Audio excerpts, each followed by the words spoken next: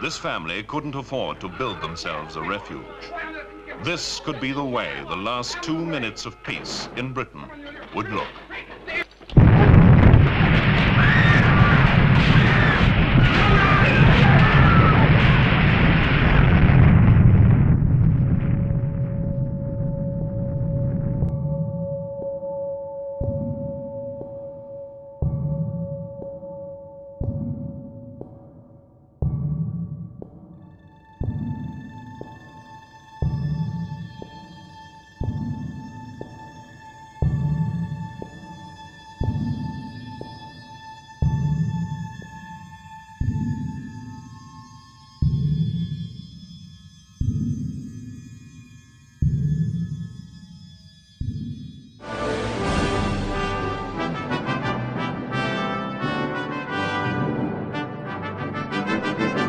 W.J. Colwell, Esquire, Central Office of Information, London. Dear Colwell, at the meeting held at the Cabinet Office, you and I were invited to prepare draft texts of the announcements. The scenario is so vague that all we know for certain is that A. there's been a nuclear attack, and B. communications must be severely disrupted. We do not even know how long before the broadcast the attack took place. In these circumstances, it is very difficult to prepare even one script which carries any conviction. I enclose a cockshy draft of a first script. I'm not very proud of it, but it may serve as a basis for discussion. Yours sincerely, R.C. Yates.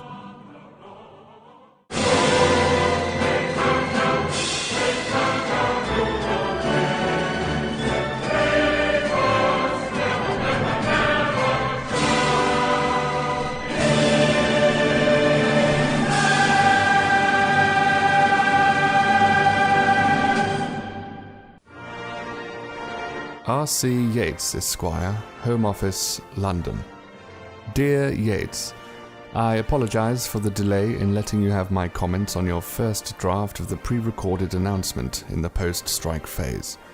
I have made a number of small amendments to your draft, which I return herewith. Yours sincerely, W.J. Colwell. P.S. You will see the word "that" has been deleted in a number of lines. This is to bring the script alive into broadcast English and away from the written word.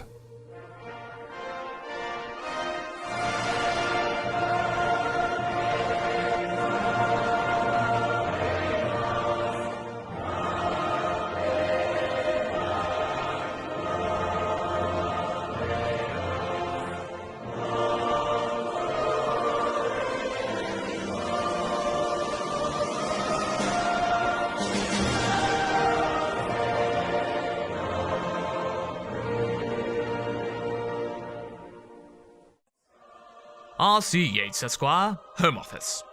Dear Yates, thank you for sending me a copy of your letter to Alistair Anson enclosing a draft announcement. The script that you have prepared is probably the best we can do if we want at this stage to prepare a tape recording.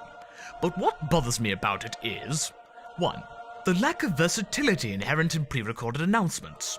For example, whereas the text you have prepared would be usable following a summertime attack, would not the instruction to ensure that gas and other fuel supplies are turned off and all fires extinguished cause doubts and anxieties to listeners as how to keep warm if the attack is placed in, say, midwinter? 2.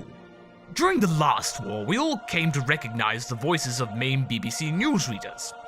I would expect that in the period of crisis preceding an attack, a similar association of particular voices with the authoritative voice of the BBC would develop. The reassurance that the BBC is still there would not be gleaned from a recorded announcement by an unfamiliar voice. Indeed, if an unfamiliar voice repeats the same announcements hour after hour for 12 hours, listeners may begin to suspect that they're listening to a machine, and that perhaps after all, the BBC has indeed been obliterated. Yours sincerely, H.C. Greenwood.